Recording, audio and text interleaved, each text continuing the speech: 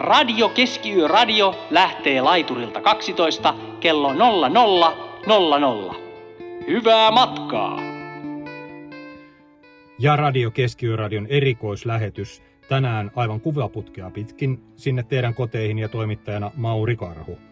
Tänään lähetyksen aiheena piti olla Hauhon Alvettulan kylän jokakesäinen Perunateatterin ensi-ilta, mutta korviini kantautui tieto siitä, että The Junkers, legendaarinen kantahämäläinen rock-orkesteri, olisi saanut jostain kumman syystä keikan Lammin Pellava markkinoille.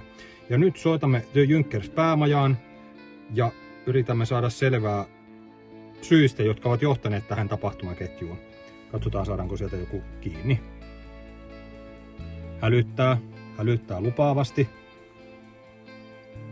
Halo? Onko Junkersillä? Junkersillä, Ville? No niin, täällä toimittaja Mauri Karhu Radio Keskiyö-radiosta. Olette siis suorassa lähetyksestä. Ja jostain syystä olette saaneet keikan Lammin Pellava markkinoille. Pitääkö tämä paikkansa? Kyllä. Aivan. Voiko saada lausuntoja muilta bändin jäseniltä? Ne on nyt vessassa. Aivan.